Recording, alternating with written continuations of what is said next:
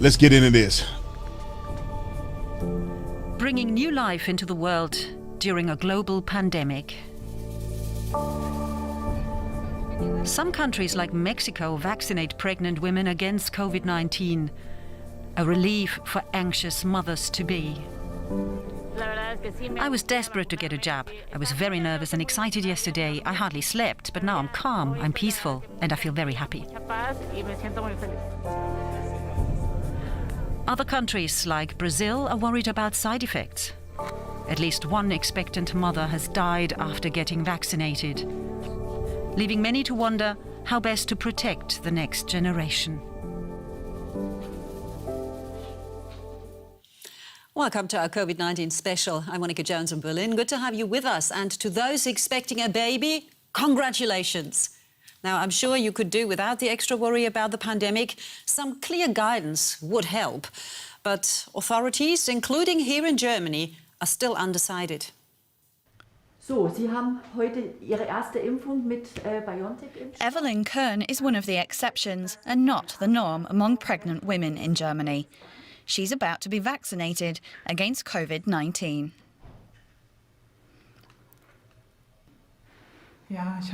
I heard that it's now possible for pregnant women to be vaccinated, and I want to have as much protection as possible so that I don't catch the virus after all and then put myself and my child in danger.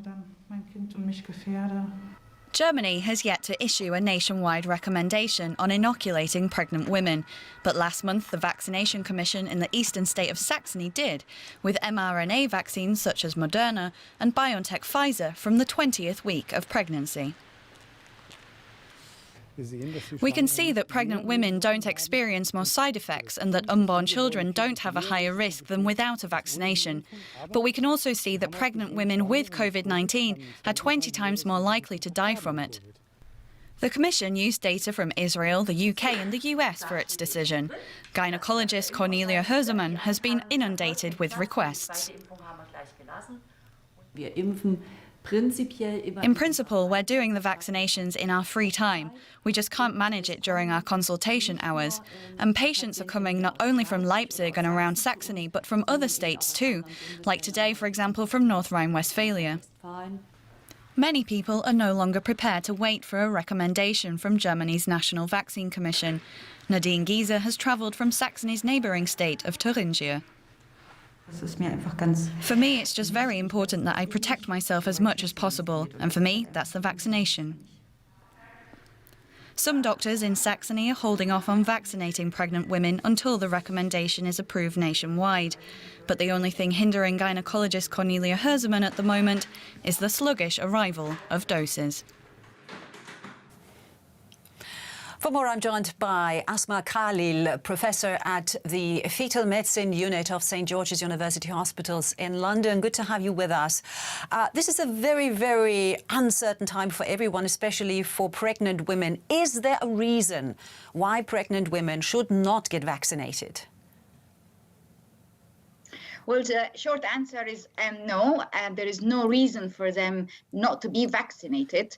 And it is true that the initial COVID vaccine trials did not include pregnant women. Having said that, now we have data from the CDC on more than 100,000 pregnant women who received the COVID vaccine, and there were no safety signals or concerns, either to themselves or to their babies. Well, that is an important point because, I mean, what do we know about the vaccine's efficacy in pregnant women? Basically, because the jab is given not just to one, but to two people. Despite the fact we don't have the same quality of evidence as what we have on COVID vaccine in non-pregnant individuals, but the data that we have suggests that pregnant women are likely to react to the vaccine similar to non-pregnant women. It seems that they develop similar amount of antibodies, and it seems that these antibodies cross the placenta, so the baby gets some of these antibodies and probably the protection. And also these antibodies go into breast milk. So, potentially useful for the pregnant woman and the baby. It'll be interesting to see how that develops if the baby is basically already inoculated in the mother's womb, whether it will develop some sort of immunity even at a later stage once it's been born. Any speculation on that already? Well, the data that we have are on what we call the mRNA vaccines. These are Pfizer and Moderna. And they have this mRNA, so it's unlikely actually that the baby gets exposed to the virus or to even the mRNA. But what we know that it seems that antibodies that the mother produces seems to cross the placenta and potentially might protect the baby. I mean, you mentioned the mRNA vaccine because the latest recommendation from the Joint Committee on Vaccination and Immunization is that COVID-19 vaccines should be offered to women and ideally mRNA vaccines. Why is that? Why not vector vaccines or other kinds? Well, it is true that the current advice or guidance is to offer the mRNA vaccines to pregnant women. That's Pfizer and Moderna. And the reason behind that is that the fact that the data that we have, particularly from the CDC, were on the mRNA vaccines, the Pfizer and the Moderna, which are the two vaccines that were used or offered in the United States. And therefore, because we have safety data on these vaccines, the current guidance or recommendations is that for pregnant women to receive one of these two vaccines. You mentioned already earlier that pregnant women were not part of any vaccine trials. And I mean, I'm not surprised to hear that. Nevertheless, we know that those trials are necessary because it does take time in order to find out if a vaccine has any side effects or if there is any long-term damage to be expected. So what's the JCVI recommendation for pregnant women right now based on? Well, the current recommendation is that pregnant women can get the COVID vaccine. So far, we don't have any safety concerns, and there's no reason not to offer it to pregnant women. You're absolutely right that we need better quality evidence. And the trials have started. So there are a number of trials, including Pfizer vaccine in pregnant women, and a number of centers all over the world are participating and taking part in these trials. But it will take time. It will take probably a year or two before we actually get any data on the development of these babies or the children at the age of 2, for example. So, but meanwhile, we need to make sure that we protect pregnant women and offer them vaccines if they want to. All right. And just briefly, what is the ideal week? When should a pregnant woman get vaccinated? Is there a specific window of opportunity there? Well, according to the current guidance, there is no specific window that we tell women to get the vaccine or not to get the vaccine. Having said that, the common advice is probably wait until the 12-week ultrasound scan just to make sure that there are no serious problems with the pregnancy.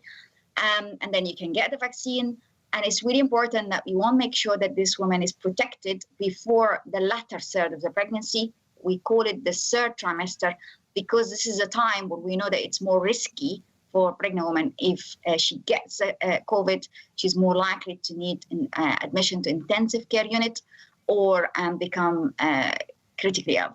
And therefore, we want to make sure that she's protected before the latter third of the pregnancy. Absolutely. Professor Khalil from the Fetal Medicine Unit of St. George's University Hospitals in London, thank you so much for your time. Thank you for having me. And time for more of your questions now. Over to Derek. What are the recommendations for breastfeeding mothers who contract COVID-19? Studies have shown that babies born to mothers infected with SARS-CoV-2 very rarely become severely ill themselves. According to the World Health Organization, even if infants do contract COVID-19, it generally takes a quite mild or asymptomatic course. But in the pandemic, babies have often been separated from their infected mothers in an attempt to prevent the child from getting it as well. For newborns, however, Both breast milk and skin-to-skin contact are crucial components of healthy early development. And the evidence indicates pretty convincingly that the virus can't spread through breast milk directly. The recommendation is therefore clear that whenever possible, mothers should continue to breastfeed their babies. But even though the risks to the infant, if it does catch COVID-19 from its mother, are quite low, they aren't zero, which is why both the WHO and the CDC also recommend taking some well-known, simple measures that can help to minimize them.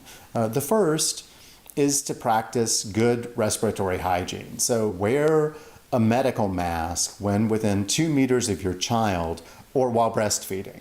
The second is to wash your hands with soap and water for at least 20 seconds before picking up your baby. You can also use disinfectant.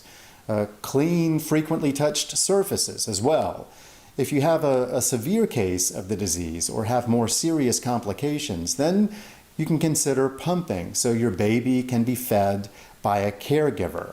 If you do that, though, both of you should continue to take the same precautions during that procedure that you take when breastfeeding directly.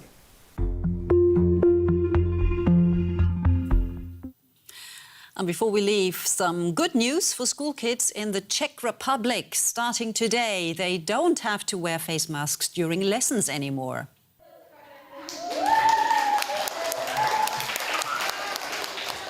Here they are taking it off, and with the new infection numbers going down there, the government decided to end the requirement to wear masks in classrooms. During breaks between classes, masks do remain compulsory, however, very slowly, step by step, back toward normality. Now, and that brings us to the end of this edition of COVID-19 Special. Thanks for watching. Stay safe.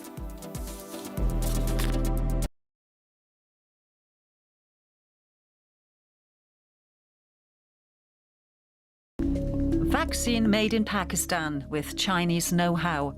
This factory in Islamabad aims to produce 3 million doses a month. Across the border in India, infections and deaths are spiking due to a new mutation. Pakistan's health ministry has detected at least one case of the new variant from India, known as the Delta variant. Experts warn it's likely more contagious. Will Pakistan's vaccine push be enough to stem the tide? Welcome to our COVID-19 special. I'm Monica Jones in Berlin. Thanks for joining us. Now, the good news first, the number of new infections is seemingly going down in Pakistan, though the accuracy of the data is in question. And how sustainable is this downward trend, given that neighboring India is grappling with an aggressive variant? It may all depend on Pakistan's ability to ramp up vaccination across the country, and there's a lot of catching up to do. It's a busy day at the Rawalpindi Vaccination Center. Every resident over the age of 19 can now register to get their jab. With vaccines bought and donated from China and allocations from the UN-backed COVAX scheme, Pakistan has now secured more than 18 million vaccine doses. And it's keen to get them out into the population. Initially, there was quite a bit of vaccination hesitancy here. But many have seen what happened in India, and they're worried. The next wave that's coming could potentially be the worst yet. When we watch videos about what's happening in India, people scrambling for oxygen and ventilators, we get scared that it could be like that here. So it's important everyone gets vaccinated. I would say that every Pakistani should get the corona vaccine. Otherwise, we'll have a similar situation as we see in our neighboring country of India. We need to avoid what's happening there. At first, people were very scared. They were unsure about the side effects and all. But now there's awareness and people are coming to get vaccinated. Pakistan desperately needs to increase its vaccination rate. So far, only about 2% of the population has had a shot. Infection rates have been declining over the last few weeks, but the country has only just come out of lockdown. Since Eid, there's been a loosening of restrictions. markets, and mosques are once again busy. But in some places, myths about the coronavirus persist. As a Muslim, I believe that while the coronavirus exists, it doesn't harm us inside the mosque when we come here to pray. Corona can't come inside the mosque. This is God's home, and I believe that Corona can't come inside it. But in many mosques, masks are worn and social distancing rules followed. I ask people to take care and follow what the doctors say so that we can avoid what's happening in India. Pakistan recently detected the variant responsible for the recent rapid spread of new infections in India. But even if infection rates go up again, doctors are confident that a crisis like the one in their neighboring country can be avoided. We have arranged almost 2 to 3 times of our routine services in this hospital. We have extended our ICUs from 18 beds to 50 beds in recent days. And similarly, the number of oxygen ports, number of oxygen beds have been increased 2 to 3 folds. Meanwhile, everyone here is hoping that these new resources won't be put to the test. And for more, I'm joined by Hasham Akhtar. He's Associate Professor at Yusra Institute of Pharmaceutical Sciences and National Infectious Disease Specialist at Chemonics International in Pakistan. So very good to have you with us. And we hear the case numbers are going down there. Hospitals also seem to be well prepared for new cases. Does all of that mean that Pakistan has the coronavirus pandemic under control? Well, yes, till date, the count of COVID-19 cases, it has been increasing all over the world, including Pakistan. And with every wave, like first wave, second wave, and third wave, we have learned a lot. Hospitals are well prepared. And yes, you can say that it's under control now. But if you look toward the stats, it's still on the alarming side. Okay, explore the alarming, because certainly we hear from the World Health Organization that when it comes to the number of new cases, there seems to be a discrepancy between those that are confirmed and those that may not have been reported. How worrying is that? Oh, well, that's a good question. I guess that in Pakistan, many patients, they go to the local clinics. Many are not counted. Many, there's a huge difference between the urban and rural areas. So the count and the stats, the numbers, they are not very accurate as if you talk about Pakistan. But still, the ratio of asymptomatic patients is also high. So we assume that the suspected cases, they are much higher than which are reported. Okay, and especially asymptomatic infections or people with that don't show any symptoms, that obviously also keeps spreading the virus, which is dangerous. How big a role would you say do COVID mutations play in Pakistan right now?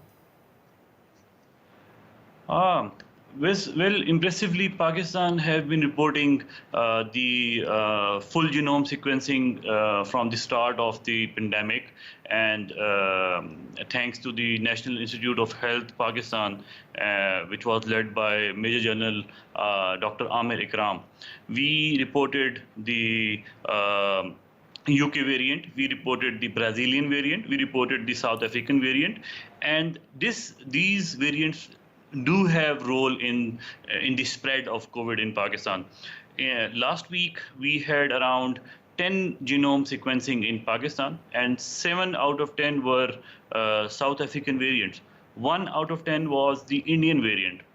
And in last 36 hours, we have around 4 more Indian variants. So it is the downfall of the third wave, but still these variants are a question here. Okay, so vaccination is key probably to keep all of those in check, and the vaccination rate, however, is still very slow. Is the reason for that people basically refuse to get vaccinated, or are there other problems, supply perhaps? If you talk about WHO, it says that it's around 3% that Pakistan is vaccinated till now, but the population in Pakistan is huge. It's around over 200 million people, and the vaccination rate in Pakistan now today is around more than 300,000 per day. So we are doing our best, and it has also been commercially available now. So we hope that in near future we will be able to cope it now. Right. Commercially available means it costs money to get vaccinated. Yeah, mostly like more than 90% is free, but still, if actually the government has divided it to between the age groups and profession-wise. So the healthcare workers and the other professionals, they were vaccinated first. But who cannot wait for the turn, he can go and purchase it. All right, Professor Akhtar reporting here about the situation in Pakistan right now. Thank you so much for your time. Thank you so much. Now, one thing is certain, vaccines are key. The pandemic has forced science to react quickly and develop vaccines that can stop SARS-CoV-2. But can they do even more than that? Time for your questions now. Over to our science correspondent, Derek Williams. Do COVID-19 vaccines also offer some protection from other types of coronaviruses? The pandemic has turbocharged research into coronaviruses. We've learned a huge amount about them in the last 15 frantic months, including in an area called cross-reactivity, which involves how the immune system can react to similar structures on the surfaces of different types of viruses. In other words, how your body might not have to learn everything from scratch about a pathogen if that pathogen reminds it of a bug it encountered in the past, say because it has similar spike proteins. All coronaviruses have spikes. Theoretically, at least, that means that teaching your immune system to recognize SARS-CoV-2 spike proteins could maybe also help it recognize and prevent infection with other coronaviruses, if the spikes are similar enough. Among others, a study published last month by researchers at Johns Hopkins University in the US shows that the idea isn't far-fetched. The researchers looked at the response of what are called T cells, which play an important defensive role in immune system response. And the study reported that after people were given a vaccine against COVID-19, their T cells also responded powerfully to a related coronavirus that causes colds. The assumption is that cross-reactivity was providing some protection. There's still much to learn, but a lot of experts think the work being done in the fight against SARS-CoV-2 will lead to a real revolution in how we address future coronavirus threats. Some even believe we're not far from developing one-shot vaccines that will work against a wide range of coronaviruses. Lots of attempts to make one are already in animal testing.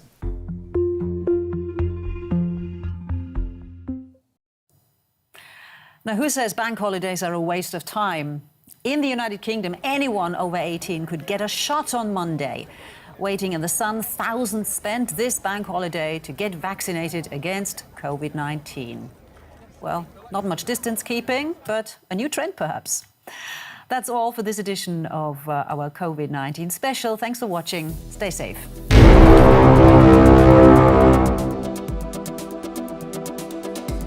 Like and subscribe to the channel, hit the bell so you get notifications anytime I go live and make a video. Make sure you still subscribe to my channel, like this video, comment on this video, share this video.